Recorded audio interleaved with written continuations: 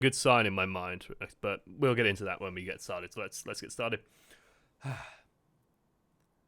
Welcome to Overwatch, and welcome to another episode of Coaching the Many. Today, we're going to be looking at Flex DPS. Well, I'm going to say Flex DPS, but there is like Widow Tracer in there. It's a Flex DPS is a bit of a weird term for it, but it's what I'm going to call it because we have a DPS that is flexing all over the place, and even if you look on sort of this top over here, Anna is even listed in there. So yeah, there's a lot being played here.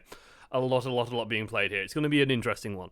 It is a sub. It is Amnaxis, long-time sub. So we'll take a look at this. Mid-gold, 2.2k. So yeah, let's take a look at it. Right then, let's put Twitch chat out on the side. And then let's get going. Anna's a DPS. Damn straight, Anna's a DPS. Anna used to be a DPS. It's better days when Anna was a DPS. It's actually worse days. She's literally McCree 2.0. We'll try turning up a little bit. I'll also say at the top of the show, need footage. Do need footage. Like this footage is like, oh well, it's like 13, 14 days old. Oh, look at the hasty just snaps in. Oh, so crisp. Can either of you play hit scan? Sorry, Caps. Hanzo is basically a hit scan these days, anyway. It does leave you a little bit sort of. Dealing with Faro as Hanzo is tough, but it's not impossible, especially if you have a Zen on your team. It is very doable then. Hey Doomfist, could you be a tricky, tank? but hey. The Doomfist is One of you play like soldier or a worrying one. Doomfist is always a scary thing to see on your team. Doomfist always worries me. Tracer is hit scan. Yeah, that's a bit of an actually. I think you'll find Tracer with a hit scan. Doesn't fill the role.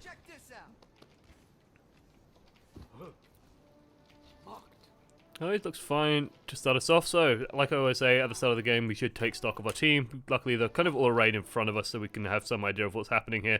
We have a Reinhardt as the solo tank. We have Tracer. I think there's still the Doomfist floating around. We have Lucio Mercy, which is a bit of an odd one on defense, but hey, whatever floats your boat. Would prefer to see the Zen on defense. Lucio on defense is a bit of a weird one. He doesn't offer as, like, if you just compare what Lucio offers and what Zen offers, Zen just offers more. Just Zen is better damage, has better utility in terms of like Discord is greater than speed boost, and has just a better ulti as well. So like Zen just kind of wins out at this point. Lucio has his uses, but it's not really an attacking thing. It's good for peeling, good for harassing, but again, this is gold. I'm not expecting you to need these sorts of things. I like the Sonic. Don't mind seeing us contesting the Widow a little bit. Just doing it with the Reinhardt as well. It's nice and safe. This is where we should probably be, just changing up. Just focus on the shields, focus on suppressing their team. The Widow wants to stay up there. It's not actually that threatening when she's on that high ground position. So you can afford to sort of just play defensively and then just pressure out their tanks and stuff. It's up to the enemy team to sort of push in on you. Liking the Sonic arrow so far. Would like to see the shots going a little bit better. Like, we're making a mistake here, which is that we aren't respecting, like, if you look at where our cursor's going, if I can get the frame, even at this distance, it's like we're putting the crosshair right on top of Widow's head, when we should just be aiming for just, like, a little bit above it. Like, I wouldn't mind just seeing us tilt it up a little bit. It's better to hit, like, here than to hit, you'll probably be hitting this, actually. This arrow, so you can, like, that shot, just a little bit too low. We want to be aiming a little bit higher than targets as Hanzo. It's always just a good habit to get into, just in general. Anyway, Storm Arrow should be used on cooldown. Even with the nerf currently on PTR, it's just increasing its cooldown by 2 seconds. Still probably worth just using it on cooldown. 10 seconds isn't that long. Good shot. Focus on finishing him off. And it's like, moments like this, by the way, it could just be an experience thing, but it's also worth pointing out, like, just take it steady. So when the charge comes in, land the shot, okay, good. You know that he's taken a boatload of damage now. He's taken like 280 damage to the login. So if you just set this up and just take your time and land these shots, he's going to die. Like, pretty much guaranteed, especially as people turn around and focus on him. So you just keep calm, you know, all you have to do is land these shots. Just take it easy, relax. There's no, it's like, don't panic and fire all your shots off just desperately. Just, there's not much you can do movement-wise. You can maybe bounce off with the dash, but that's all you can really do. So just focus on the aiming. Like, it's just a matter of sort of understanding that I can't do much at this point except for try and finish this runner off. I know he's low, so let's just take it easy and do so.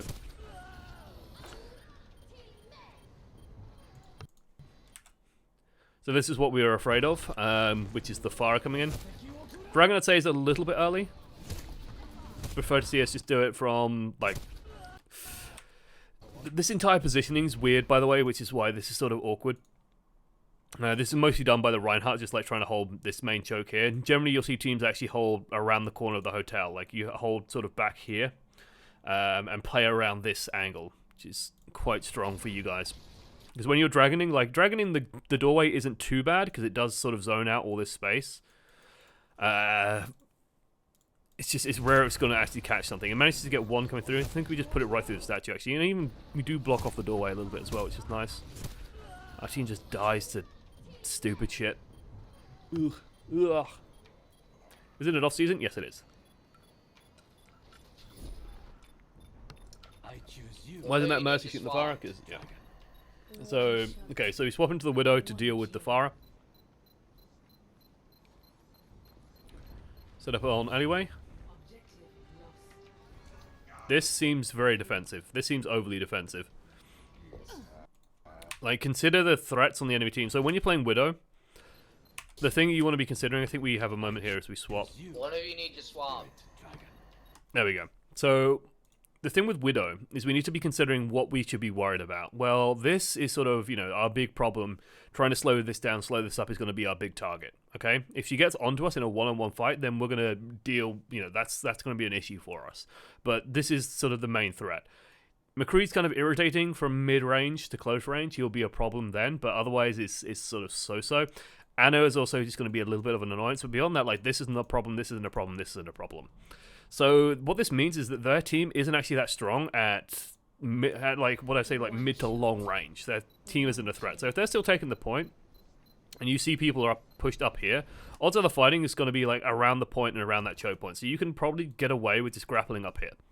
Right, that's what all this information is filtering down into. You know roughly where they're positioned because you can see where the rest of your team is.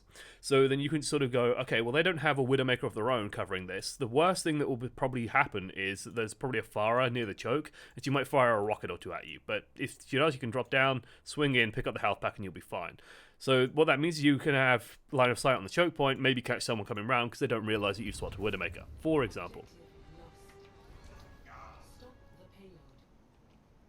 Like, here, we're not covering anything anymore. There's even a tasty Deadeye for us. And notice now that they're taking all this space, but we can... Like, if you think about what you'd be doing if you're set up here, like, as in, like, the alleyway up there, you would be controlling all of this space. This space is basically excluded because you're the Widowmaker, right? That's your job when you're playing that Widowmaker, is you control huge sight lines. And you sort of have to command some respect when you do so. This is where we want to talk about, like, the honesty of Widowmaker.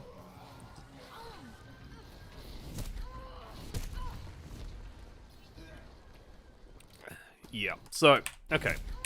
So aiming is always going to be a big factor in this one. I can't help your aim. All I can tell you is how to improve it, which is understand if you're over-aiming or under-aiming. Over-aim is when you... Right, let's say that the target is here. Right, this is the target. Over-aim is when we move the mouse, and you move it to, like, here, and then you fire here, right? And that's a miss. That's a miss-a-roni. That's over-aim. Under-aim is when you move the mouse, and you move it to here, and you hit here. That's under-aim.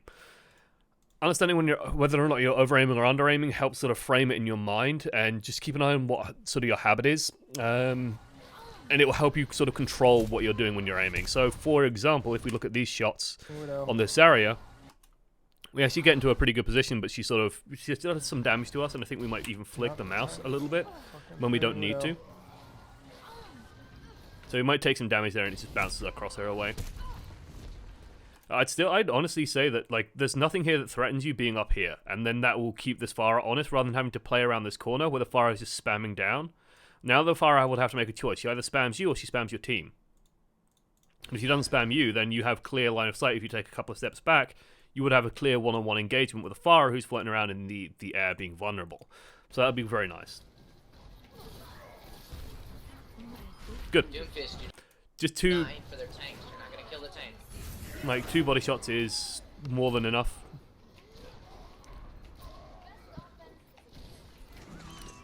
Number one piece of advice I'll give any Widowmaker who is sub-diamond is do not worry too much about headshots. They are a bonus. And don't overthink headshots. Honestly, why can't y'all just switch? It's obviously not working. So, God, this guy's voice has already tilted me. Obviously, it's not working. Anyway, right. Widowmaker's DPS is actually pretty good. It's better than what you would expect. With body shots doing 120-ish damage, I'm taking care of the fire. it's Someone's got to be able to do I'm it. talking about the Doomfist hasn't got a pick. He picked the Widow at the very start, but they don't have a Widow. Whoop. Oh, that Reinhardt. Oh, Reinhardt needed to walk forward and scoop you up there. That's tilting. That tilts me just watching. This drives me freaking insane. Guys, if you're playing Reinhardt, right, and someone obviously needs help getting out, this Reinhardt, what he should be doing is he should run forward and put the barrier up. Even if he's not going to contest this, he should run forward and put the barrier up. Instead, what he does is he puts his barrier up and backs away.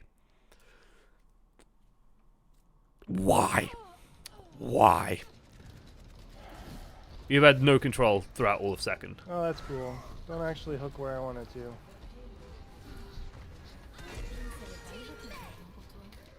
Okay. There goes my shield. So again, we have, like, you actually have a lot of control here in terms of space. So again, the big thing with Widowmaker here is we want to be thinking about where we can stand, where is safe, and where isn't safe. With the team is actually one of the less safe positions, so we can... Up here is a little bit too close for comfort. I wouldn't mind seeing us take the one a little bit further back, just because the Pharah is so near. So the only thing that can contest us on high ground right now is a Pharah. Okay, so all we should be concerned about is the Pharah. When we're on high ground, the McCree can't really reach us. The Pharah is the only thing that can. So if the Pharah is in this space, well, we can just take the high ground that's, you know, this way, and just be up there, and then we can just shoot the, you know, just non-stop shoot the Pharah, full time, basically, without an issue. Don't forget the Mercy healing full health right behind the barrier. Yep. At least you got the res. Or wanted to go for the res. Nice. This is the problem when being so close to the Pharah. Good shot, though. But this is the issue when being so close to the Pharah. Like, this won't always work out. Let's put it that way. Because when you're in this situation here... The Pharah is so close that this battle actually goes into the Pharah's favor. Like, when you're at this sort of distance, Pharah, I would say, has the advantage. It's very difficult to beat out a Pharah when she's just hitting you pretty much instantly with her rockets, and you need to land the headshot to basically win that fight. We luckily do so, but you can never guarantee that. Like mother, like daughter. Quite literally, 2 in a row. Again, just land damage. You're a DPS. Act like it. Ryan's low. Like, don't overthink these shots. When you get into a situation like this, you should just be, like, putting bullets down range. Just shoot, like, shoot 1 second, shoot 1 second, shoot 1 second. Don't overthink the shots. Don't worry too much about the shots. Repositioning is going to be vital. We should be repositioning as well, so we kill this. And then I would like to see us grapple away to the high ground. Again, distance is our friend, and high ground with Pharah dead, nothing contests us. And then after that, I would just like to see us shooting, and shooting and shooting. It's like shooting, pause for some reason, then a shot, pause, then a shot. We could have done 1 or 2 more shots there. That's enough to kill things, right? Very much worth considering. Putting bullets down range, good idea as Widowmaker. Oh yeah, we should have also bounced away. We could just stay back here. And then again, just consider where is safe. Up here, this space here, this is safe. This is safe. Like, there's just a Pharah. The only thing that contests us up here is the Pharah. The McCree can land a couple of shots. The Ana could try and snipe us, but really the only thing that will contest us is the Pharah. So, we're up here. Now we're fighting Pharah at a decent range for us.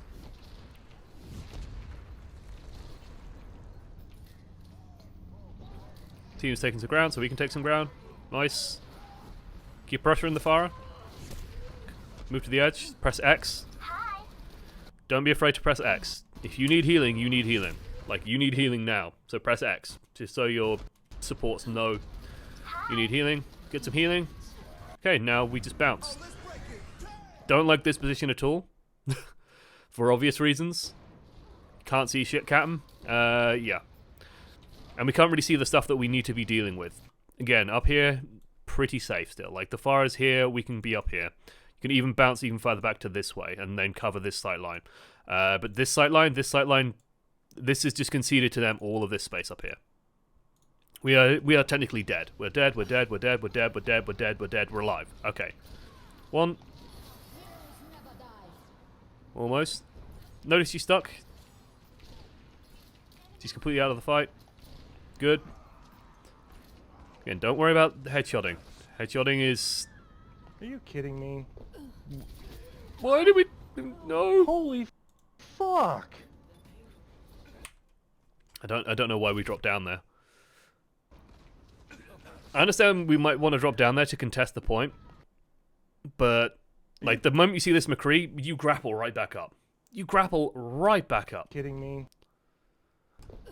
Because you can kill him.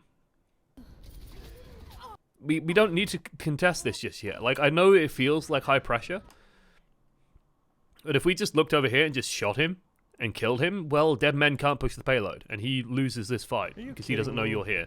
He wins this one. He wins that fight most of the time because McCree, like, is good at close range.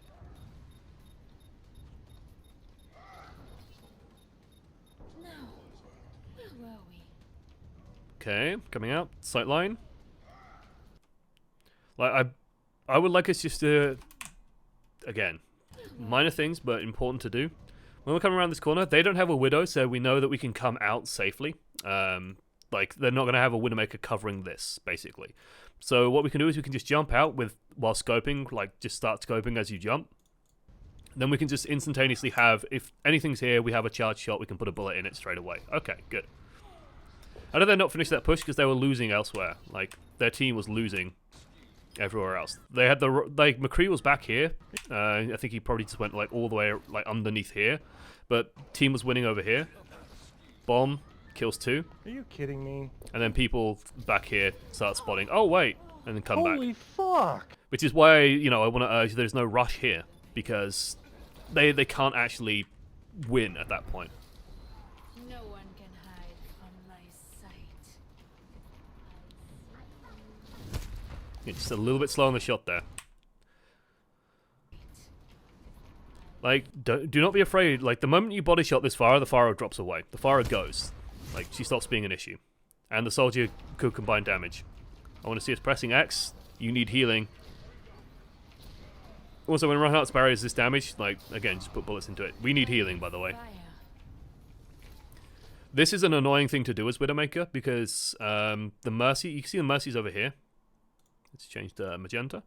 The Mercy's over here. The Mercy's attention is focused on all the stuff that she can see, right? Mercy was positioned like here before and could see all this. Positioned here, could see all this. Positioned here, could see all this. People, just in general, like, this isn't even like a good or bad Mercy player thing. Good Mercies are better at realizing this, but it's kind of all the same. If the Mercy doesn't know you're injured, you are not going to get healing. There is a button on your keyboard. Its default is X, and you probably have not rebound it, and it makes you say, I need healing. This is a very important thing to do. All right, do not worry if you literally do need healing and you are telling your support I need healing. It puts an icon on the screen because you need healing, right? If the Ana just jumps around and shoots, you die. If the Pharah lands a rocket near you, you die. You are so bad at this point in terms of your usefulness to the team because anyone looks at you, you will die. McCree can kill you. Ana can kill you. Pharah can kill you. 200 hit points, they can't do that anymore, right? Pharah hits you once, you start dodging, you drop down, you say, I need healing, you're fine. McCree won't be able to kill you from this distance. Ana could land a shot on you, land 2 shots on you. By the time the second shots land, you drop down, you can pick up a health pack underneath you. You've got the mini below, so you can pick that up no problem, and then get some proper healing and sort of start pushing in from low ground, right? You are fine. You are completely safe on 200 hit points here. You are not safe on 30. And that's why this is important to understand. Because the Pharah is going to be looking for you. And she's just going to bounce around, fire a rocket at you, and you're going to die. This is a problem. This needs fixing. And, like, do not be afraid to tell your supports. And, like, even this isn't quite enough. I think Lucio's coming to heal you. Thank you. See how slow this is? And, like, the Lucio shouldn't have to do this. You should just tell people, and the Mercy should bounce back and just top you off. Because now we're in a bit of a rough position. Now this is happening. And this is all feeding back from just a single decision to go, well, I don't want to bother my healers, perhaps. Or whatever psychology is behind this of, I don't want to annoy my healers by pressing I need healing. I don't want to be the Genji meme spamming I need healing. You hurt me. So I end up stuck on the low ground and get earth shattered. And it seems like a really minor thing, but it makes a difference. It really makes a difference. Widow's the most annoying for healing. Yes, one of the things you need to realize when you're playing Widowmaker is that the support often won't notice you. And she has one of the most grating voice lines in the game where she just goes like, heal me! She's literally just like, heal me! Alright, and she'll shout that out very aggressively. Very important to do. As a former support player, if the Widowmaker's doing work, if she's hitting people, I will heal the Widow without even thinking. Like, in pro level play, the Widowmaker is like by far one of the most important players. It's so vital. And so you need to just understand that, like, your very presence just impacts the game in a really major way. And you need to understand that you being alive, you being healthy is very, very important for how the enemy team moves and how they react and what they're doing. It's interesting that the chat complained that the enemy dumped all their ults. Yeah, this shit, like, saying in all chat, lol, you use 6 ults. It's like, yeah, whatever, like, day one.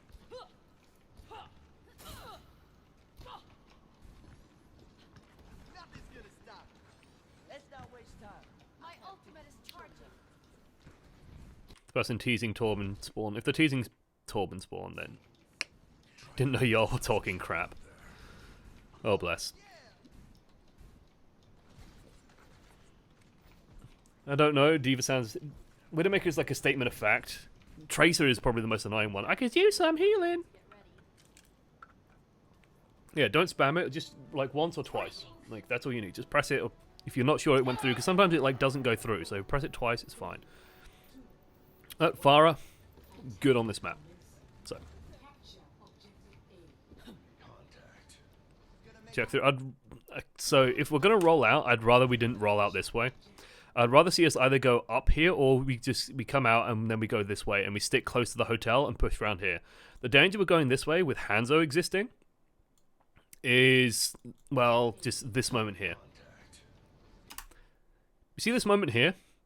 This is where, like, 90% of the time an arrow will just, like, go through and just, like, headshot you. Right? This is frustrating, to say the least. There we go. It's like, we don't need to be here. We can be up around the hotel. Right? It's a very good place for us to be. Right, this is where we want to be. Like, this is peak Pharah, you know? This is great Pharah positioning on this map in a very simplistic sense. Okay, this is pretty much where we want to be, because we can bounce around this corner, start putting pressure on their tanks instantaneously. The enemy team tends to get pushed back this way, and we can just continue taking space and encroaching around as we go.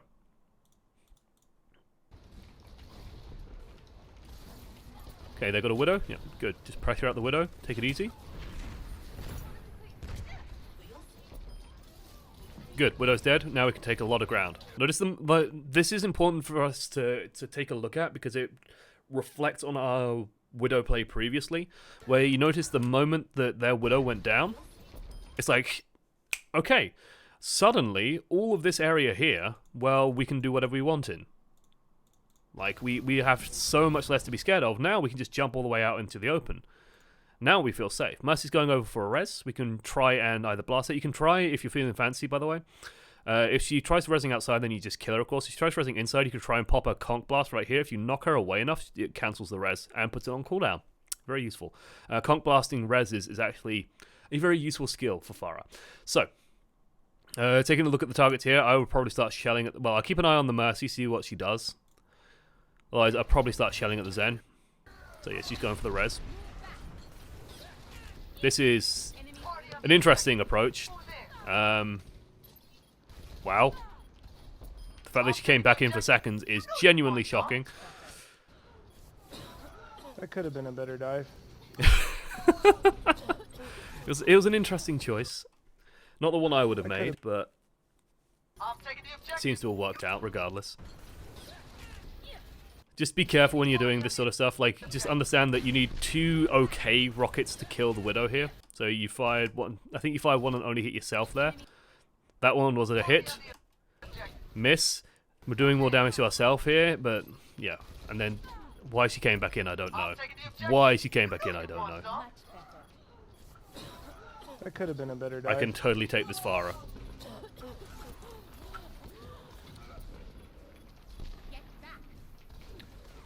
What is this? What the frig happened out here, though? How? Okay, I know that the other DPS is a Torbjorn, but even then, your team had such a huge advantage. And like, this is part of why I wouldn't do this myself, is because this takes a while, and you could have killed their Zen in the meantime, and the Zen is a very, very efficient kill. And basically, like, the Widow's already on the back foot. That could have been a better dive. Like, a charge killed that. So, oh, God, this is weird. Gold is always weird. This is where I need Ryan. Ryan is the Plat Whisperer. Yeah, I would have just pushed in more on the supports and pushed in on their Zenyatta. Killing their Zen is always going to be a big deal. Yeah, that's rough. No, it looks like the tool swap to a soldier. Good. Or something else. So now he tries an Or actual a Reinhardt, I think. No, the tool was the Reinhardt How player. lovely. Okay. Online. How nice of him. Ryan Arisa. Lol. Fucking magnanimous.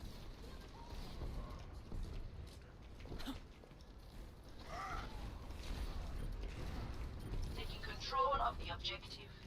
Any resistance? But yeah, we just honestly, like, this is kind of the right idea.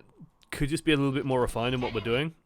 So when you have an opening like this, when like the team is positioned here, we want to be encroaching around and then setting up to just shoot down above them. Basically, Farah wants to be above the enemy as much as possible, almost directly above them. The Deadeye's a little bit scary, but like being above these guys is no big deal. MBD. Got greedy for some directs there. No need to do this. Like, on the ground is fine here, and then we start shooting, like, for direct hits instead of shooting at the ground underneath her. Just continue shooting at the ground underneath her. It's more than enough. Very minor thing, but we can do this to support our team a little bit. You see this Reinhardt coming out over here? You see he's running in. Dump a Conch Blast right here. Just stalls him out, pushes him out a little bit, buys your team a second or two. Small, but meaningful. I'm ready to rally. Oh my god, get through the door.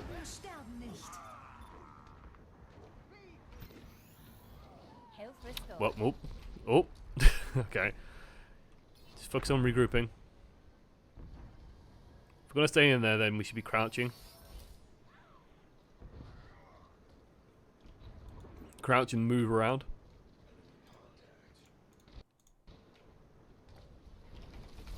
This is overbold. This is badly timed. Oh no. Oh no, no, no, no, no, no. How did she live? How did she live? Let me answer that one for you. Because you're a lone Farah doing nonsense. Right idea, poor timing. So 1, you have a player that's dead. 2, your team is currently stuck.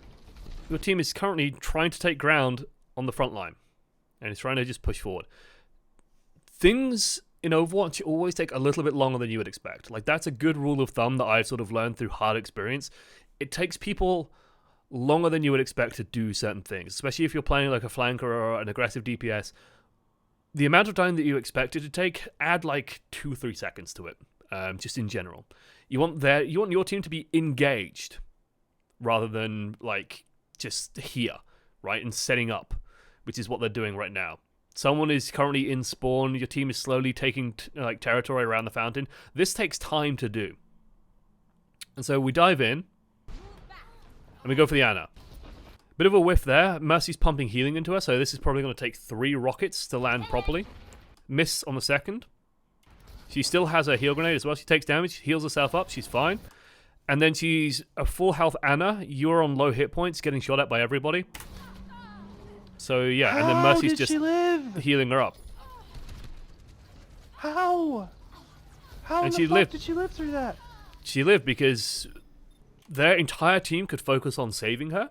Their entire team could focus on DPSing us, and the Mercy was pumping healing into them.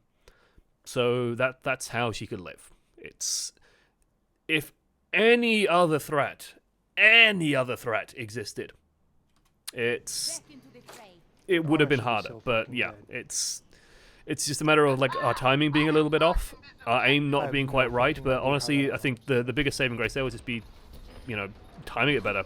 Good kill. Think about that Widow. Yes, think about the Widow. Anytime we're moving into a space like so, you got one hit scan threat. Nice, good chip. 2 rockets right at his feet. Perfect.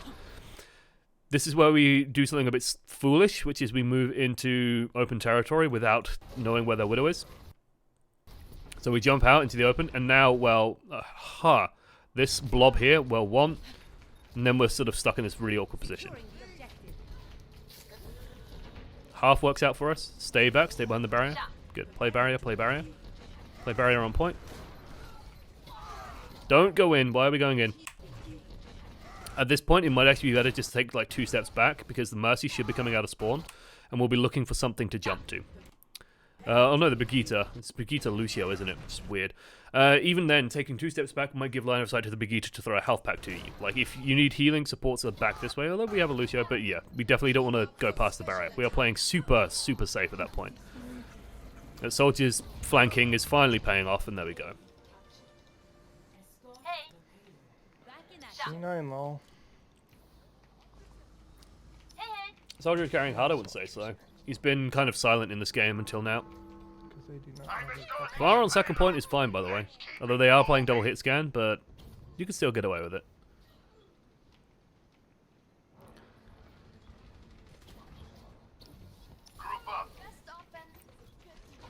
Nice. Don't necessarily agree with taking this path. Just as a good rule of thumb, by the way.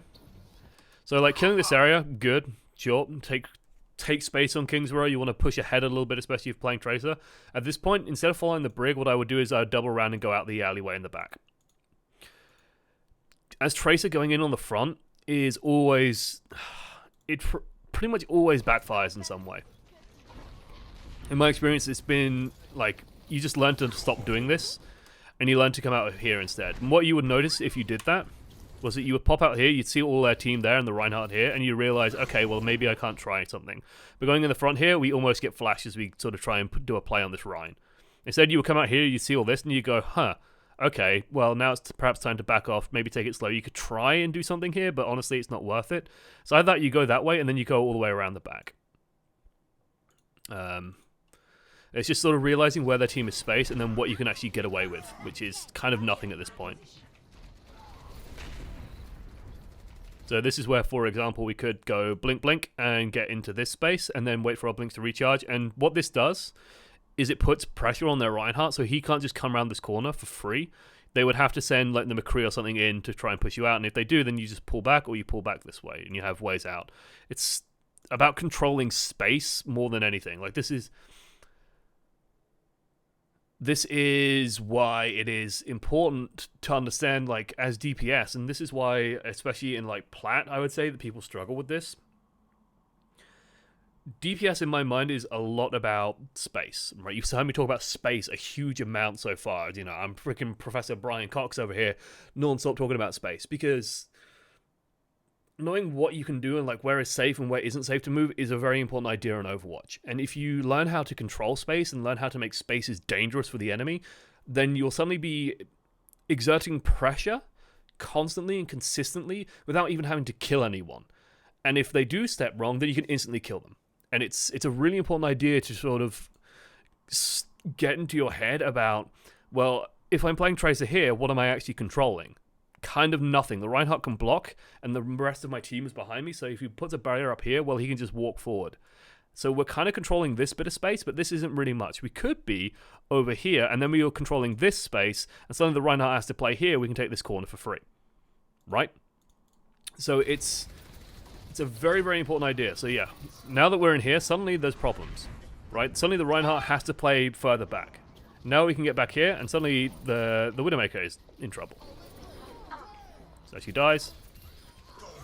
Put pressure on this Mercy. Good. I'm glad to see like instant vindication after saying all of that.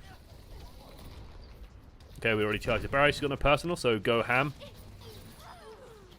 Good. We got the health back. And pressure all the way to Horseshoe, to be honest. You can... Nice. Back away. Yeah, just you could have blinked back there. Should be fine.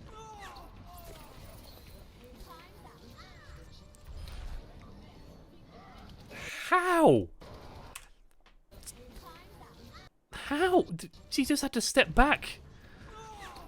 I was about to say, like, bombs like this don't often work. By the way, okay, let's do this speech regardless, even though it worked. This is why sometimes coaching like gold is mind blowing. Bombs like this will work less the better you get. This is not a good bomb.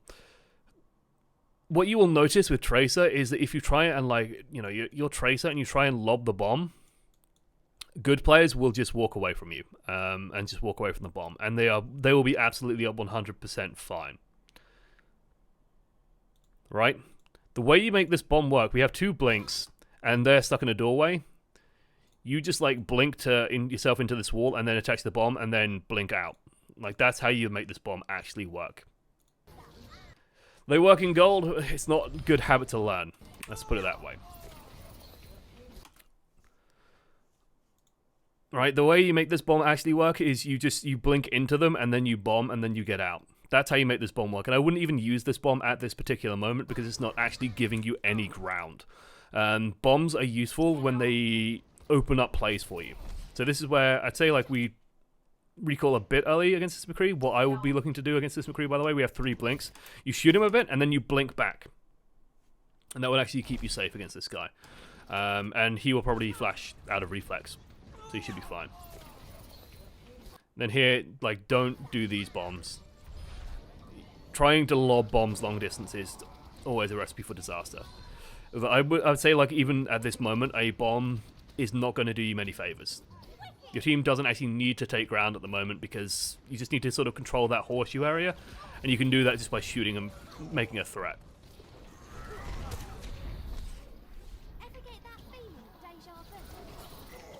No Tracer. Not once. Never. So we're causing some problems here, but this is one of those moments that can be like a matter of personal tastes. I would turn around and shoot the Reinhardt here.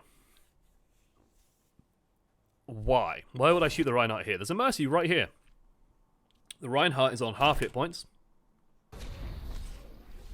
So this is what fuels my decision making here. This. The Reinhardt is low. He's got Brigitte dealing damage to him. He has Mercy healing him. We blink through and we see Mercy's on almost full hit points. Our guns very, very, very, very heavily out-damage Mercy's healing. Brigitte's DPS also will pretty much negate all the healing doing. So Reinhardt, effectively, as long as Brigitte keeps hitting him, will be a 200 hit point hero. We can one-clip him if we just turn around. Instead, he just clobbers the shit out of Brigitte and Brigitte dies. We end up missing the Mercy. We can't get the kill on the Mercy guarantee because Mercy's a little bit of an awkward hitbox for Tracer. And now we're in this awkward situation where we have to back out because our main tank's dead. Or one of our main supports is dead. I don't like Brigitte as main support anyway, but that's a story for another time. So yeah. Let's do some Genji. Tracer's fine on third, by the way. Genji's okay. Genji's better if they're doing a lot of like high groundy stuff. Aiming a little bit high there. Okay, everybody regroup. Back up. Yep. Genji could actually be very nice here though, because they don't have a Zen or a Lucia or anything. You can just Dragon Blade and win. That was a deflect opportunity that we did not take. You see Reinhardt's going for greedy 5-star, so you deflect that. Fire strikes can basically be considered as free ult charge for you. So just deflect them. It's very much worth doing. Any shield, shield.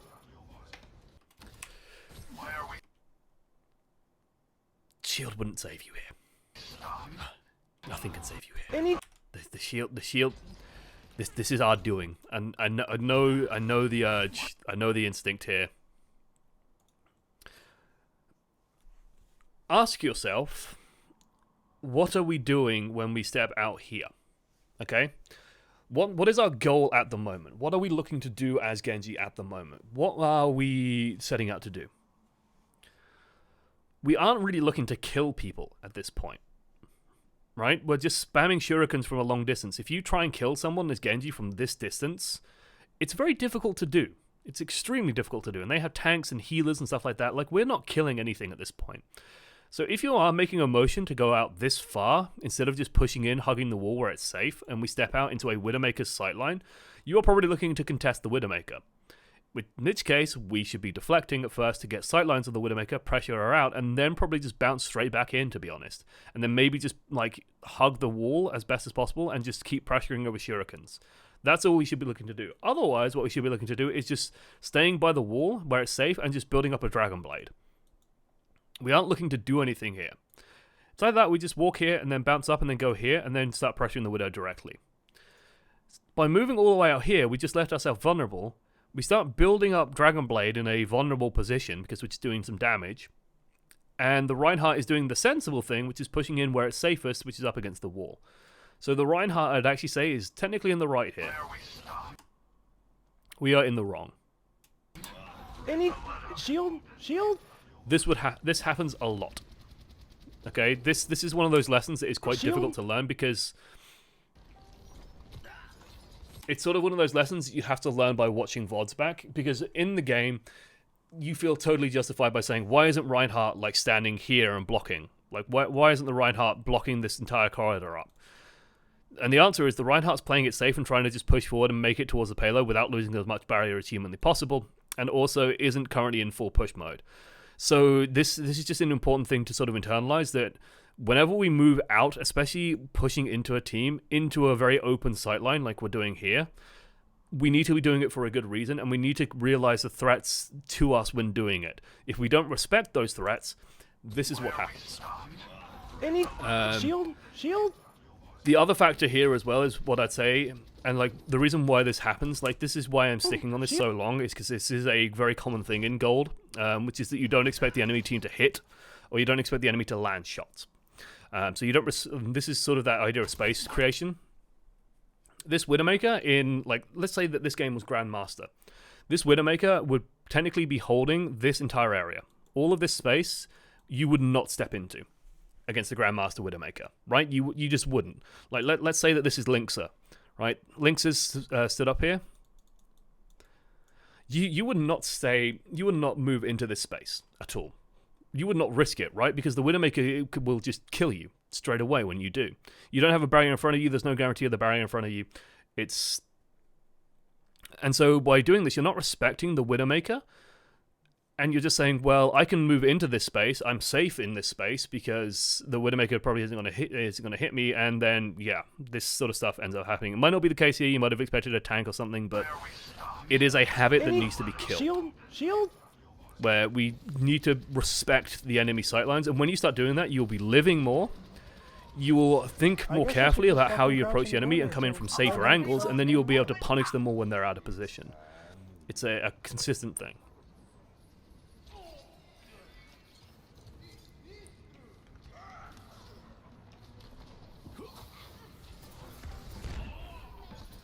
Good. Should be able to push pretty much towards the finish here. Good job by the Brigitte. Let's get some tasty right clicks in that Reinhardt. Builds up her ultimate. Reload. Reload. There we go. Good. That's a little bit scary. Probably aren't going to be able to kill that. So target choice is going to be very vital as Genji. What I would also say in this moment back here, this is a matter of, like, you know, how much do I trust my teammates? The answer is probably not very, but because there's This is where I'd say you are fine just like moving forward towards, like, to cover something. You are probably fine just bouncing off here.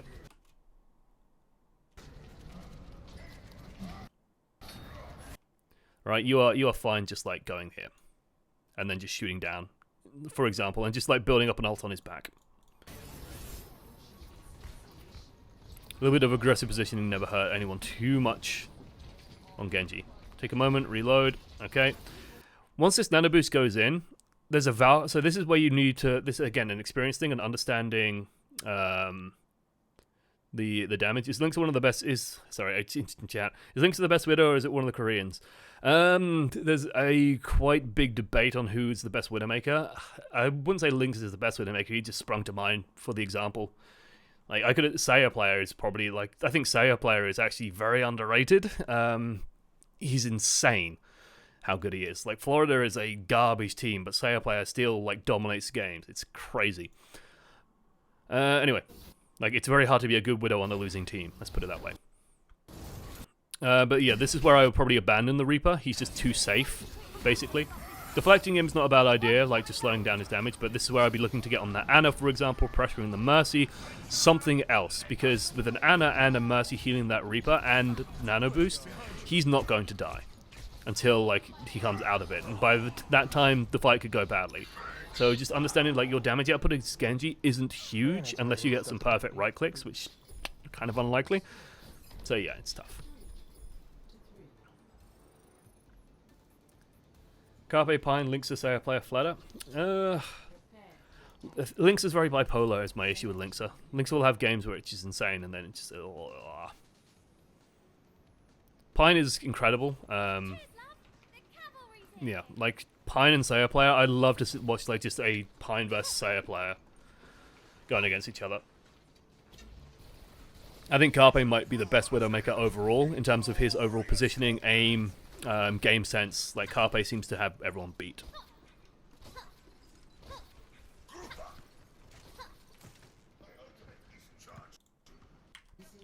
So we're staying on this Tracer for now. I'm curious when this Ana comes in.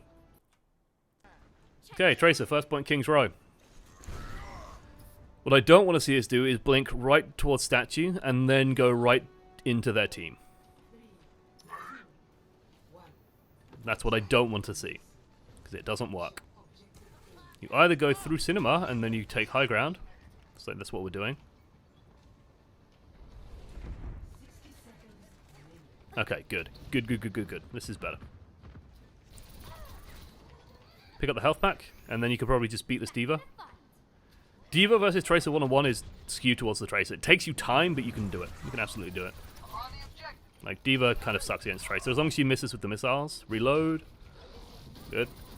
Once the armor stripped away, you just drill and drill. And notice we almost have a pulse bomb. Like, recall? Just recall. Take this fight. Don't be scared. Don't be scared. I'm not... Don't be scared. I'm not scared. Like, don't be afraid of this.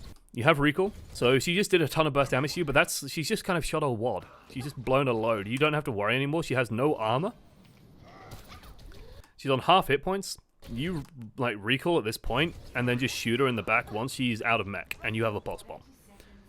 That's within within 25 seconds, you'd have a pulse bomb to be able to kill people with. It's pretty good. Soldier in heal fields, meanwhile, that's a big problem. Good bomb! Good job surviving that as well. Nice. Good. I like it. Oh, bless him. Bless the McCree. Lol. She blew a load? Yeah. She shot a wad, blew a load. Can't do anything else. Once D.Va's got no boop and no rockets, she's like not a threat to Tracer. We don't get time.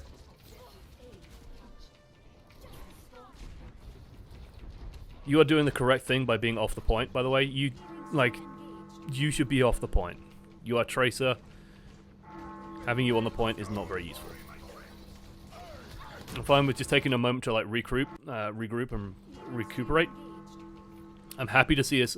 At this point, you either go through the doorway this way, or you get over on this side. So that, again, like the Reinhardt, if he tries to push out, he can't just take space. But what we don't want to be is stuck in this choke. So I'd say at this moment, you're probably better just bouncing around and going like fully in.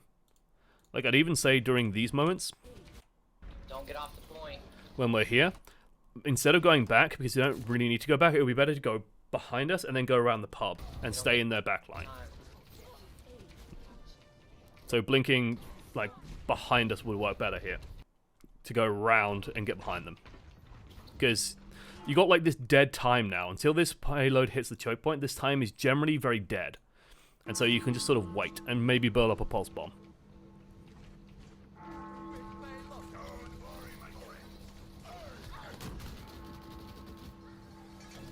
As she was going for a desperation res, there was nothing else she could do. So they've decided to engage in a really bad position.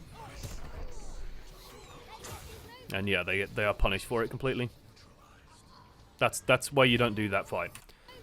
This is a dumb fight. Oh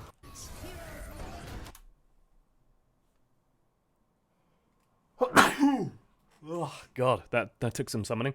Excuse me. All right, this is a dumb fight. Why is this a dumb fight? Why don't you do this?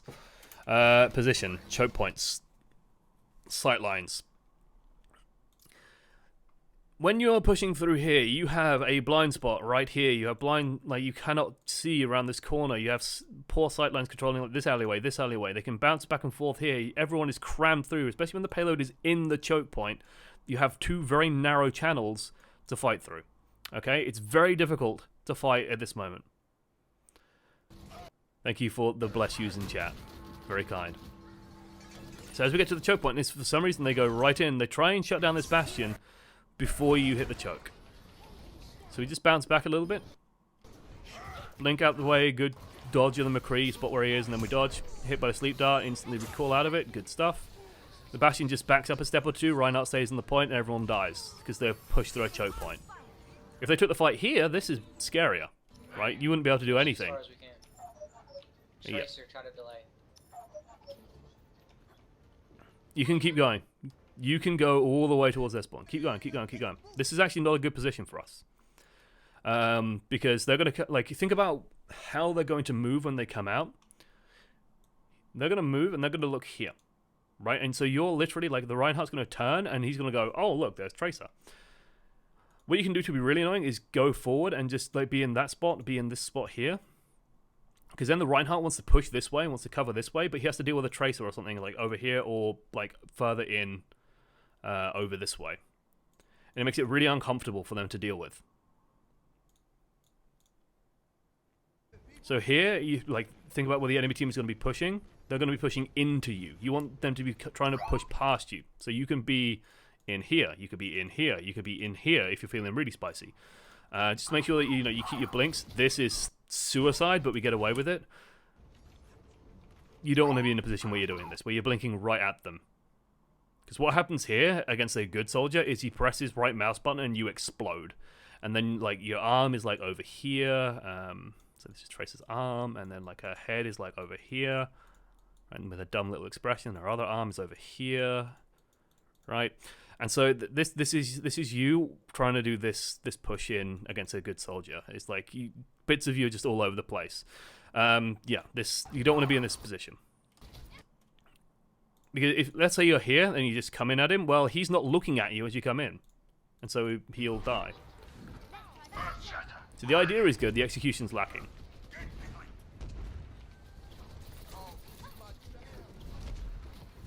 But we can be doing all of this. Like, yeah, you got a large health pack here. You're difficult to get rid of here. You are pushing them away from where they want to be fighting. That Anna dies to that bomb, yeah. This is what I was talking about earlier with these bombs, okay? They just step back, and then they're safe. I would honestly have gone for the Mercy there myself. I'd have blinked and bombed here. Spoiler alert, okay, they're fighting here. Odds are the Mercy's going to move back. She moves in, then fair enough. Okay, at this point you just... At this point, if she's running at you, you just run at her. So at this moment, when we get the bomb, I take 2 steps forward and then just bomb. The idea is you want them moving either towards you, or you want them in a choke point, or you want to be up in their face.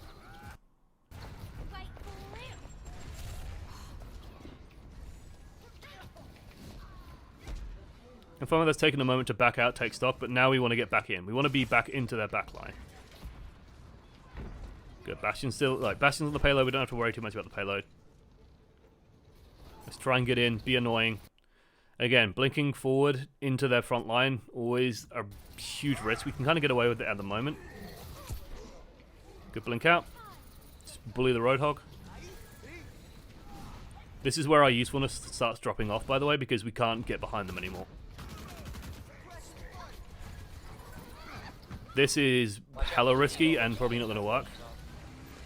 So yeah, the Ana just instantaneously reacts to it, starts supporting the Mercy. Fun that's getting on this though, and Deeper Bomb clears the point. This is good. Like, you guys pushed all the way to third on overtime. That's fine. Watch out for the D-Bolt. You gotta try to push it off. I'd say, like, with Tracer, we just need to be more confident in our ability to get behind the enemy. And realize that we are just really frustrating to deal with. Like, the moment things get hot, we can bounce out. As long as we keep ourselves either with a recall or with our 3 blinks, then we're going to be fine. See? I knew it. Ever get that feeling of deja vu?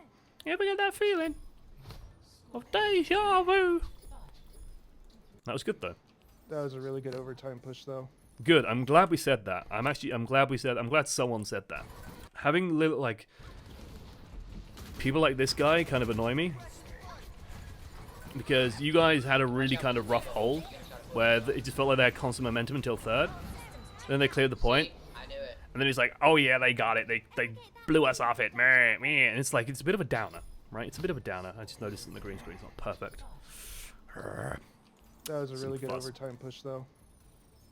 Good for go.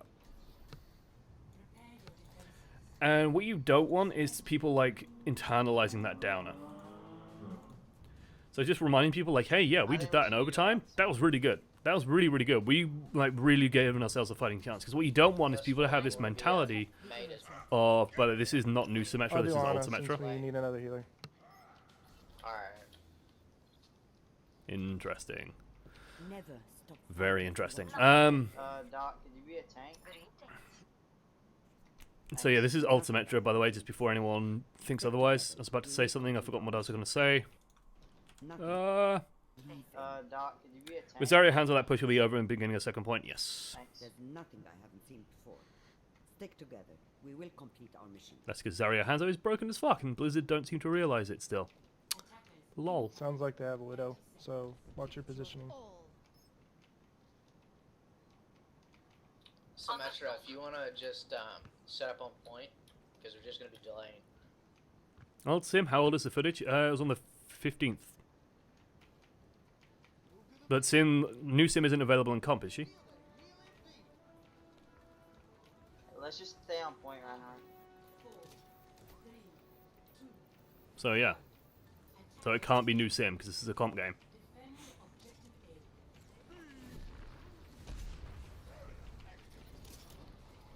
Oh no, it is new Sim. Am I crazy? That turret setup looked more like a new Sim.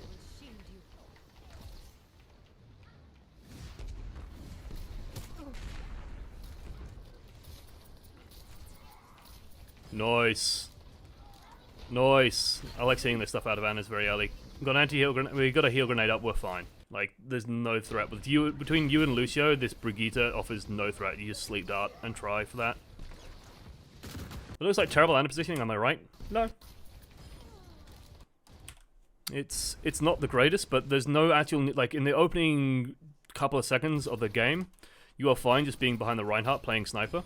And now we back off. Like, that's fine. This is fine. No one's going to be taking huge amounts of damage at this point. Now we want to be backing off and just, like, providing healing, because now it's more likely that people are going to be taking damage. So you can get away with that positioning for the first couple of seconds. And we will definitely want to be thinking about heals. If you want to be focusing on healing, heal our Reinhardt, heal. Your heal is to heal tanks, so heal tanks. Good, good, good, good. Okay. And there we go.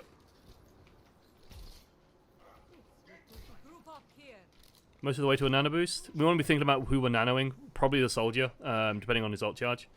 This is where it's kind of important to sort of take a good, clear look at what you've got in terms of ult charge. So yeah, Soldier is where you're going to be probably putting that nano. Because the thing is, you decide this now because you're probably going to build this nano boost in this fight.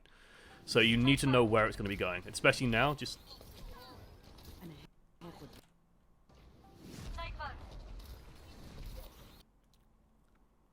D.Va didn't eat that. I don't know where that went. Like, D.Va's all the way over there. What? Oh... Where did... No? No? I thought it was, I thought it was big, like, you know, you throw the grenade and sometimes it'll hit someone behind you because of how Anna's grenade works. It'll hit this Lucio, but it just hits nothing. Weird. Anyway, throw it at people's feet. It's safer. Dragon Ball never felt so powerful in the past. Why is it unstoppable now? Because Hanzo's actually good. The reason why it was bad before is because the Hanzo, like, wasn't a threat. Now Hanzo's a threat and he has an overpowered combo. That's a bad nano. That's a bad nano. Why is this a bad nano? Reinhardt at the moment is in team protection mode. He needs to protect his team. He's putting his barrier up, he's blocking for his team. Now you've just made this Reinhardt feel really awkward. Because now, well, he's got the nano on him, so he's going to want to charge in and fight people, but he needs to keep his barrier up to keep his team alive. So what does he do? He is actually doing the correct thing and just ignoring the nano and just putting his barrier up.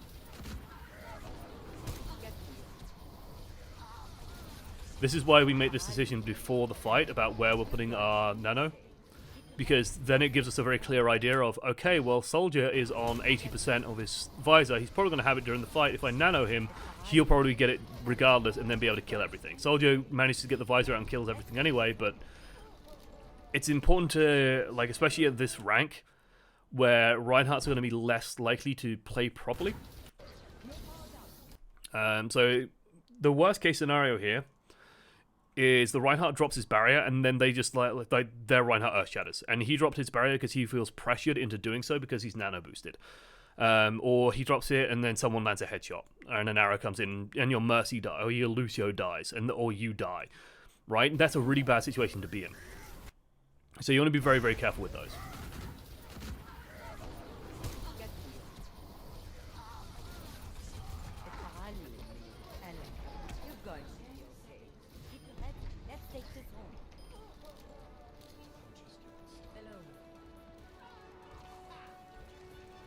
And there you go, you guys. You win. You win.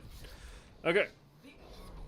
Biggest thing, our positioning. Our positioning was kind of rough. Was more than kind of rough. Was very rough. When playing Widowmaker, like when playing Widowmaker, Tracer, any of these heroes, we need to be thinking about space. We need to be the space sphere. We need to be thinking about how we are influencing how people can move, where people can move, what they can do, what they can get away with. As Widowmaker, we should be willing to just body shot more. Just remember that you deal respectable amounts of damage. You can kill someone in about 1.2 seconds if you land 2 body shots very quickly in a row. So you don't really have to give, like, headshots are good because they will instantaneously kill people, but 2 body shots is more than enough. And like moments like this, it feels like we're overthinking our shots, where the second shot should just, like, the moment she hits the ceiling, well, we don't need to headshot. We just landed a body shot. You just need to hit her legs. And she can't do any advanced movement. She can either drop, or she can grind herself across the ceiling. Either way, her movement is not going to be that quick. So you just line up the next shot, and then you just shoot, and she'll be down. So yeah. But yeah, we need to be thinking about, like, space more. Just be very, very careful about where we're positioning, especially on the Widow, and just occupying, like, think about what can threaten you. Think about what you need to respect. Respect what you need to respect. And then play around in all the space that you have elsewhere, and you can do other things in. Be wary of movements like this, where you are just isolating yourself, because now the enemy Pharah has all the space in the world. She's the only one that can contest you here, so this is good. Right, if you have questions, now's the time to ask questions. I'm going to boot up Overwatch for the sake of booting up Overwatch and answer your questions. Look at these jokers. Look at these clowns. Look at these complete clowns. On my launcher, on my Battle.net launcher, look at these guys. Look at this pink line as well to try and look at the dodgy quality of the graph. Oh wait, you can't see it. You can't see it because Overwatch is loading it. There we go. Look at these. Look at the dodgy quality of these graphics. Ugh, shocking, Blizzard. Shocking. The pink line there to align everything. And they left it on. Terrible. I'd complain. I wouldn't complain. I wouldn't dare. Anyway, right. If you have questions, now's the time to ask them. At ESL OneAmongstMany in chat. If you'll ask about DPS, if you want to ask about positioning, about space, about... I'm sure people are going to ask about Hammond and Sombra and May and everything as well. So feel free to do so. I'm going to go over here. I'm going to pick Widowmaker because I want to look at Widowmaker. Who doesn't want to look at Widowmaker? Just doing some ballet. Good stuff. Perfect. Ryan's face. Would you have liked to see Hammond with a barrier instead of a personal shield, or is it better the way it is? I think the personal shield is fine. Like, a barrier would just make him too powerful, I guess. Hammond is weird. Like, it's very hard to figure out where Hammond is going to be in the meta right now. When playing yesterday, if you watch yesterday's VOD, we did a bunch of scrims, basically, where we were playing against, playing in like a 6-stack, against another 6-stack. And Togs was actually playing him super well. Just constantly in our backline, constantly being annoying. The thing with Hammond is he can get in very easily, use his barrier and have like 900, 1000 hit points, do some damage, and then get back out very easily. The only reason that stops working is when the enemy goes to like goes to Brigitte, Doomfist, Roadhog, stuff with stuns. That makes it very difficult to do that sort of stuff, but it's impossible to get rid of him when he starts doing that sort of thing. The issue with that playstyle, though, is that he doesn't really kill anything. He's just very annoying, but he doesn't actually kill people very well. So, yeah. Any thoughts on how Hamtaro will affect the meta? There we go. At the moment, I would say that he doesn't affect the meta. I think D.Va's just a better choice. How did they buff May on the PTR? She no longer has damage drop-off on her right click. So so May can one-shot Tracer from any distance with a projectile that... I've demonstrated this before, but let's demonstrate it again so people realize just how terrifying this idea is. Because this you've got to understand this. You should appreciate how important this idea is about Maze. Okay? I've demonstrated this once before, but I'll do it again. See, people joke about, oh, Hanzo's projectiles. Hanzo's projectiles aren't too bad, but, you know, okay. Oh, look. That's hitting. Okay? These things have big head hitboxes, but they are pretty accurate to the training bot. But this is hitting. Okay? This is doing 150 damage. So if May's firing at head height through a choke point and you're even remotely near what she's aiming at, you're going to fucking die. This needs fixing before Blizzard make this change. They need to make, like, maybe on the PTR it is changed, maybe chat can tell me different, but this is bad, okay? The reason why May could get away with having these hitboxes is because she, like, had damage drop-off, so she couldn't actually just spam into chokes and kill people. Hanzo is even more broken. His projectiles are not even more broken than May's. Hanzo's projectiles are actually pretty respectable. Like, Hanzo, that's pretty close, and honestly, like, the arrow is pretty much hitting there. So Hanzo's actually kind of okay in terms of his projectiles. Hanzo's projectiles are actually pretty good. Like, that's... the arrow's kind of hitting there. It's a little bit thicker than the crosshair, so... And just to demonstrate with the hit scan on the sides... right, you can get pretty close.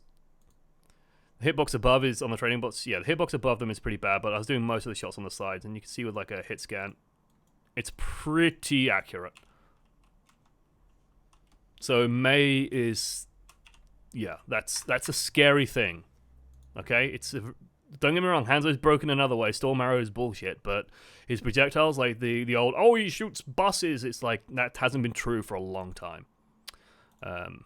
So yeah. Let's get the waifu back on the screen. Oh god. There we go. How much will flexing hurt you in the long run? In general, people have found that like the best way to rank up, and this is just like there is data to support this, where if you start focusing on one specific or one or two, three specific heroes, you will rank up a lot faster. It will hurt you in the long run overall. With LFG coming in, there should be no reason to flex. Like, if you use the LFG system and form groups using that, you should be fine just bouncing into a game saying, I'm going to play DPS, I want to play hitscan DPS, and I'm going to play Widowmaker, McCree. Like, this is pretty much my goal for Season 11, is I'm going to go into games, probably on the Talon account, and say, I'm going to play Widowmaker, McCree, Soldier if he's in meta, like Widowmaker, McCree, Tracer, like hitscan heroes, fill that role, the bird ring sort of role, and I'll try and play that as much as possible. But yeah, that's, like, there is no reason to flex anymore, basically. If you want to knuckle down, you should be doing that. How do I get rid of the subconscious feeling that my enemies will miss me purely because I play Tracer Genji? Stop assuming, like, you can take some risks. Don't get me wrong, like, you are going to have to cross at some points, but like, if you are bouncing out into the open, you should do it with a deflect up. Right, you should do it assuming that they are going to land the shot, because if they do land the shot and you have deflect up, well, you kill them. If they don't land the shot, you haven't really lost anything. So there's nothing wrong with just making those assumptions. And if you get better at the game, what you'll find as you get into higher and higher ranks is you will just be punished again and again and again and again and again. Widowmakers live for people who just jump out into the open, because it's just like, oh well, bang, bang, dead, or bang, bang, and I have an ult charged, and then I have infrasight and I'm going to kill you constantly. You just got to, like, internalize it and just stop taking stupid positions, basically.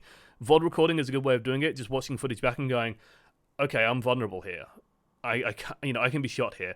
Hug walls and play safe around walls, move like on the inside lane around corners when possible. As Tracer, just make sure you're in the back line when possible. When you start running low on resources, or when you are low on hit points, there was a moment in that video, I don't know if you're here through the entire thing after that, but I stuck on it for ages, where you're on like 28 hit points on Widowmaker. You cannot be on that low hit points as well. So also respect your own hit points and have health where possible. If you can be one shot, you will assume that you will be one shot. Don't assume that they're just going to miss you, because if you do and you get one shot, well, then you've just fucked your team, right? You've just fucked everyone for no reason. So yeah, just, keep that in mind. Any ideas on how to counter Dragon Ball beyond playing Split and trying to Korean Future Vacuum the arrow or the Grav? And the way that pros generally do it is you'll pressure out either you'll really pressure the Zarya or you'll really pressure the Hanzo.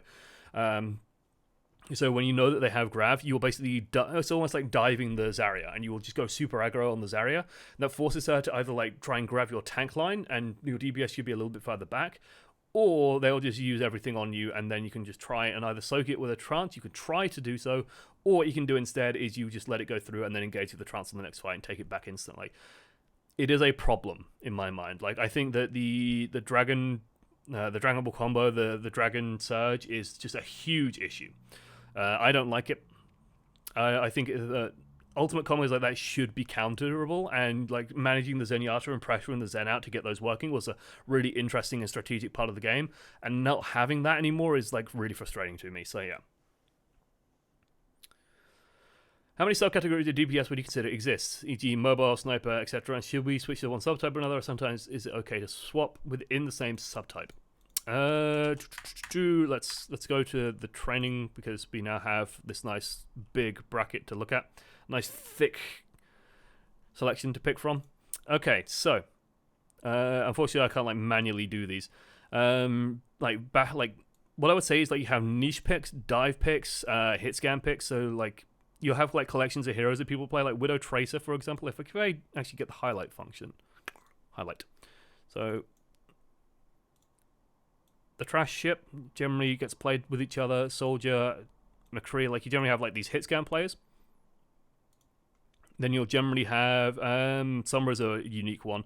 Like Hanzo, Genji, Junkrat will all fall into the same category. Pharah will often fall into this category as well. And then the other DPS picks, these guys are like way more situational. So we don't really know where Symmetra is going to land, but these guys are way more situational, and would generally be played by the guys in blue. The reason why is the heroes in pink, these guys are generally like very solidly in meta. Okay, so at the moment, like, I'm not saying, by the way, oh yeah, Soldier's in meta. When they're in, they're in. So Soldier's behind my head, by the way. So you'll generally, on most maps currently, you're probably going to want a Widow, or you'll probably either want a McCree or a Tracer. If Widow and McCree aren't viable, then Tracer is generally viable. You want one of these heroes on your team at pretty much all times. So what that means is that the other DPS has to flex pretty heavily onto these other heroes. So it's going to be mostly stuff like either Hanzo for double sniper, Pharah for example. So Pharah Widow is very common at the moment. Pharah Tracer is very common at the moment. You can play Pharah Genji, Widow Tracer is also pretty viable, quite common. Generally, you'll have like Widow Junkrat or Tracer Junkrat, for example. On like Hanamura, you're going to want a Junkrat. So it varies up, but this is sort of how the categories work at the moment. So what dictates this more is what is in meta and what you kind of want on your team versus what you're comfortable on and what you are playing against and like what map you're playing on. So, you might pick McCree, for example, on Ilios Lighthouse because it's much tighter, much more closed in, so Widowmaker has fewer sightlines, so that's where McCree can come out to play a little bit more, for example. Or you'll play Tracer Pharah, for example. You might play Widow a little bit less on that map. So these are where these different choices sort of come in. Hanzo's not pink. Not... In most cases, I would say like Hanzo Widow, for example, or like Hanzo. Hanzo is probably the overriding pick at the moment, especially on ladder. If I get the eraser and just delete this out the way. So what I'd say in ladder overall, just most usefully, is Hanzo should be probably the go-to pick in this bracket, but you can absolutely run Pharah. Like Pharmacy Widow is very powerful at the moment. With a good Widow is better than Widow is better than Hanzo still. Hanzo is really good, but Widow is better. When Widows aren't quite as good, then the Hanzo probably becomes more important because Hanzo is requires less skill to have a huge impact, basically. And that's why I get very frustrated with him. Right. But that's generally what governs what you are picking and why. Back to the waifu. Moots, ballet, good. How important would you rate threatening and denying space versus getting actual picks on the enemy? What ends up happening is when you are properly controlling space, you will get more picks. Right? It's not you are doing one or the other. Like controlling space doesn't mean that you are just in an area and threatening. So let's take King's Row second. Let me draw a very quick schematic of King's Row second for you. So here's the pub, right? And you got like this area, you got this corner, and then you have like an alleyway here, and then you have the corner here, and like this. And then you have like the sort of the back way, the stairs here, and the alleyway here. Okay? So let's say you're playing Tracer, and you are where we were in the game. Well, you're not actually controlling any real space. The enemy can just walk forward towards you, and you can't do anything to kind of stop them.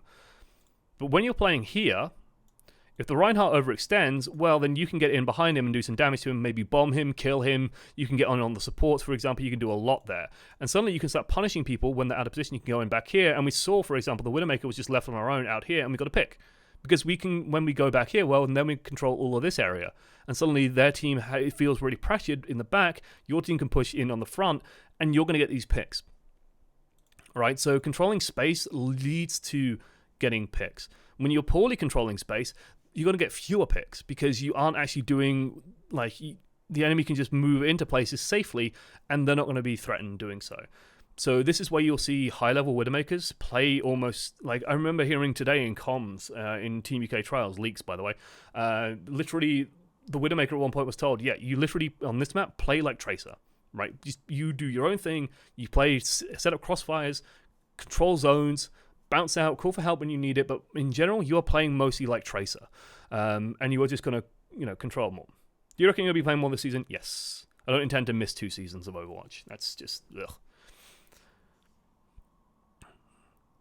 So it's more like one leads to the other, and when you control space properly, then that's when people will step wrong, and like, this idea isn't just Tracer, like McCree, for example. It's so important to control space as McCree. When you're controlling space as McCree, though, you're doing it from the front line. And suddenly, if you're playing McCree, you have like the zone of exclusion where you can flashbang. Well, if they have a Reinhardt, he's going to have to pull back because you're there and you're like pushing into him, and he can't be there anymore because you can flash him, shatter, you win. Or you can flash him and your team kills him, and you win. So what you're looking to do is take space by doing that sort of stuff. It's understanding the space you and your hero controls and the threat you exert is what leads to you getting kills and will lead to you getting more kills. SUC said that Hammer could make main tanks not needed because of the initiation factor. I don't think so. I think the enemy team will just build up ults all day. You die constantly to picks. They play double sniper and just kill you. May projectiles on PTR are the same. Ugh. Do you have a rule of thumb for positioning with hit scan, Widow, McCree, and Soldier? You want to make the life difficult as possible. It's a little bit different on all three heroes because like Widowmaker is hypermobile, so you can position much. Like you can have a long sight line. So Anubis is a very good example for Widowmaker positioning. If I actually load up Anubis, we can sort of very briefly use Anubis as an example. Arcade, game browser, create. Settings, non-Anubis, swap to specs, go. Right, so understanding this is kind of important. So let's spend some time on space and different heroes having different spatial requirements. The reason why Widowmaker, for example, is so good on first point here is because of the long sight line that you have back here. So if I go here and I press Alt-Z, there we go. Right, so I can take my time. So you'll often see Widowmakers, for example, start here because they have a very long position so they can cover the main choke. And, crucially, if anyone goes for them, they can reposition super quickly. And you can position over here and be nice and safe. And you can bounce back and forth and be very, very safe. So if they dive you in one place, you can move very quickly back to your team, for example. So if you're positioning here and the enemy tries to dive here, well, then you can easily shoot them. And then if they go for you, well, you can bounce to here, and then you can easily get to your team if you need to. You can even go for the health pack. You can even back all the way out if necessary. You can bounce like over to here safely. You can go up here. There's tons of different ways you can go. This is why Widowmaker is very effective on this, and this is sort of the consideration you want as Widowmaker is, where can I stand? So for example, you will start often fighting in this space up here, because this lets you control all of this choke point, right? It also means that you are out of range for a single jump from Winston, for example. They won't just be able to jump onto you. You can control all this area, and you'll be fine. Sometimes you'll see Widows play here, and then when the enemy team jumps in, they'll back off, or they'll try and like contest Widowmakers. This position is more used to contest like enemies on the high ground, and so that's what you're aiming to do with this one. You're more looking to snipe out their Widow, and then you'll probably drop back and then start shooting people. Yeah, it's about like having a long distance between you and the enemy, because that's just to your advantage. You're a sniper, and then controlling where the enemy wants to move through, making this area dangerous for the enemy to try and do anything in. They don't want to. Suddenly, they can't stay in this space because you can blow their head off at any given moment. So they have to move quickly through it, and everyone's doing damage to it. So like a Reinhardt has to push through super fast, or a Winston has to push through super fast, and that leaves them vulnerable. So that's sort of with Widow. With McCree, it's a lot more about being closer to your tanks. McCree has much harsher damage drop-off. It's going to be less the case now, but it still kind of applies. So McCree's going to want to be playing in spaces closer to the team, closer to where the enemy's most likely to dive, near the supports, for example, as well. Because McCree, like, let's say that McCree is stood here. Let's draw up McCree. He's got his hat on. Right, McCree has this zone of exclusion around him, where suddenly the enemy cannot go without getting flashbanged. They will be flashbanged if they go in here unless D.Va eats it, but disregarding D.Va for a moment, because honestly you can play around that. You have this zone of exclusion. It also will then, at this distance, make moving in again in this zone very dangerous and very difficult to deal with. Soldier as well will have similar positioning around his team, because you can drop a health pack here and suddenly everyone's supported. Diving you is very difficult, and you're still having a threat here. Where it gets tricky with Soldier is that Soldier can also play very independently, because unlike McCree, who sort of solo against two targets, or even solo against one big target, will struggle, Soldier can actually survive, hold his own a lot longer, has the healing field to keep him up and running, and can burst people down pretty effectively. So it's sort of about understanding your kit and appreciating what you can get away with. So, for example, as McCree, if you're positioned up here, well, your damage drop-off is enormous, so you're not going to have an effect. And if they dive on you, well, what are you going to do? You're going to roll back this way and go for the large health pack? Well, then you're trapped in a small room, probably with two tanks killing you. That's not going to work very well. Soldier, for example, could sprint and get out. McCree can roll, and that's it. So, or you roll to the point. Well, then they just get on the point and they kill you. Like, McCree can't be that isolated, can't be that separate, because he's not as mobile. So all of this is how you determine, where can I position? What can I get away with? What can I do with that positioning? That's how you should be thinking in terms of. So just to like recap very quickly, Widowmaker favors long sightlines, favors covering choke points and areas where the enemy wants to be and move through. If you can exclude them from that area by just having a threat that you could blow their head off at any given time, good. And then you can play somewhat aggressively, somewhat out in the open, because if they get on you, you can grapple away and be safe. And then use that safety, that moment of safety, your team should come back, peel for you, save you, all that kind of stuff. So that's sort of what you're relying on.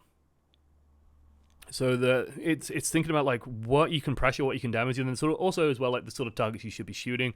Widowmakers, for example, you could, if you're feeling really spicy as Widow, you could be like playing from here, and then if they're running like a full dive and they dive here, you can grapple up here and then start shooting down here. Well, you have a Soldier or a McCree shooting like from the front. Soldier and McCree much more likely just to be sticking with a team. Widow can bounce around and flank a lot more because again, she's more mobile because of the grappling hook. So you can afford to be that little bit extra, little bit more mobile. And you have that instantaneous kill potential. So when you go on a flank, you can just pop out from somewhere, kill someone straight up, and that will give you a big advantage. Where Soldier can't quite do that, and McCree can't even do those flanks because it's too risky. So that's sort of why. It's a lot to take in, but think about your abilities, think about your effective range, think about the sort of targets you're going to be shooting. Barriers, for example, Soldier and McCree much more likely to be shooting barriers than Widowmaker. So yeah, and then think about how you can threaten those targets. That's how you determine your positioning.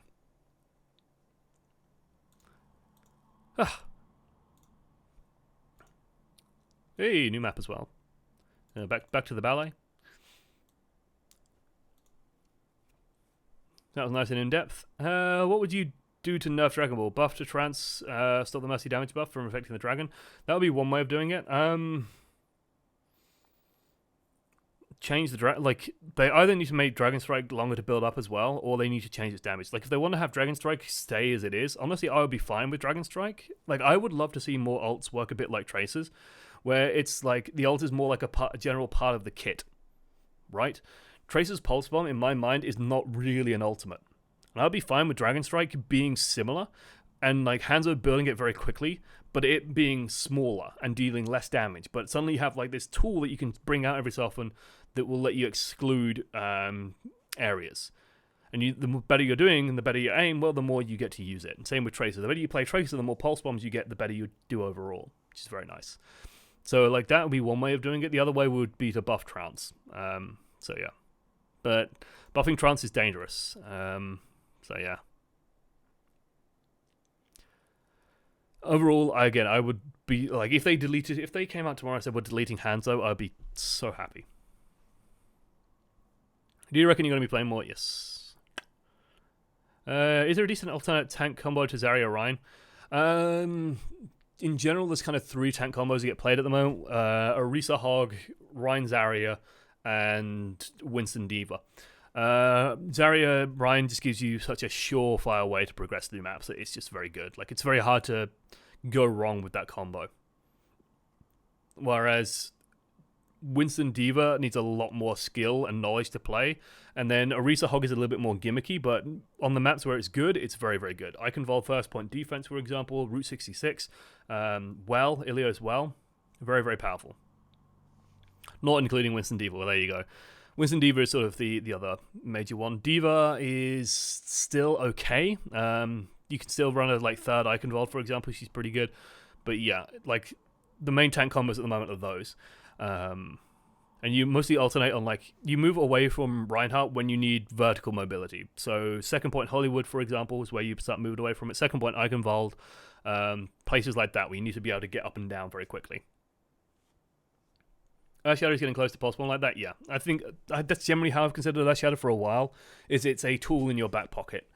Not so much a groundbreaking, literally not so much a groundbreaking ultimate, because it's so buggy and difficult to get working properly that, yeah, you mostly use it as a tool rather than thinking, this is my big ultimate, this is my moment to shine, yeah, I'm going to do something super cool. No, it's like it's a resource that you have that you can use to threaten the enemy Reinhardt, and you can use to threaten their team and maybe take some space, but it's not something you massively set up plays around unless you are playing with a Brigitte or a McCree. Then you can start setting plays up, but it's tough.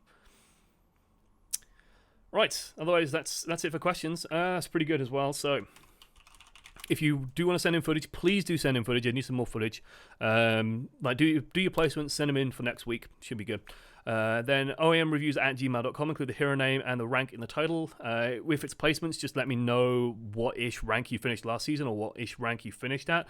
That will give me a good idea of where they are. oamreviews@gmail.com. And yeah, put in the description as well if you're a Twitch sub or not. Twitch subs have slightly higher priority. Thank you for watching. This has been a review of bunch of DPS, talking about DPS concepts in general. I imagine a lot about space. So I'll probably title this one, Taking Space or something, and then draw a picture of space in the background. I don't know. We'll see. Right, guys, thank you for watching. I'll see you next time. Toodles. That, in theory, is YouTube gone, assuming that I actually upload this. I do actually, export them a lot. I just get stuck on, the final stage because it's so tedious. Could do a lot of last placement games, and you have to guess the SR placing. Could do, actually. That could be fun. Yeah, worth a try. Don't you do it, Ruraw, because you are weird. Ruraw is a weird human being.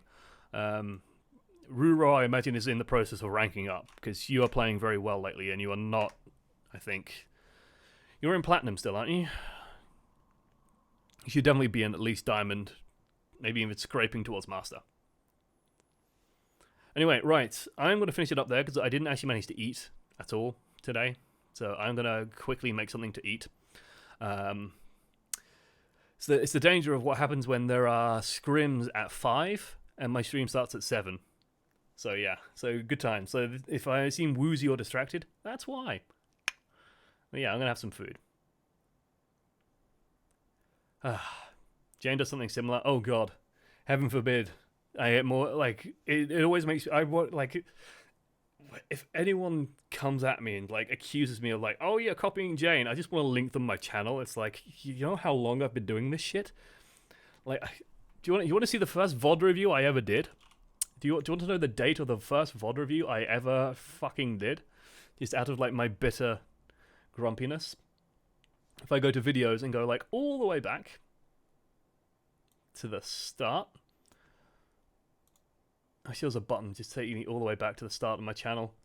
Because literally some of the first videos, some of the first content I did was Blizzard put out these little show matches trying to show off specific heroes, and they did matches on those heroes. And I covered those games. So, lul. Lul. You need to get snacks for the stream? Yeah. The thing is, when I'm watching a stream, I don't mind it too much, but I still don't fully enjoy it when someone's I'm not going to eat dinner on stream. That seems rude. I should probably get more comfortable with doing it. And just oh, I'm just finishing up my tea, don't worry. Oh god, there's too many videos. Anyway, it's 2016, 2015 is when I first did VOD reviews. So... is what I say. Alright guys, thank you for watching. And I'll see you next time. I'm gonna chill. I'm gonna find someone to host. So have fun. Bye. Bye. See, do I play the variety outro or the normal? Let's just do the normal outro because I like having Widowmaker on the screen. She is best girl.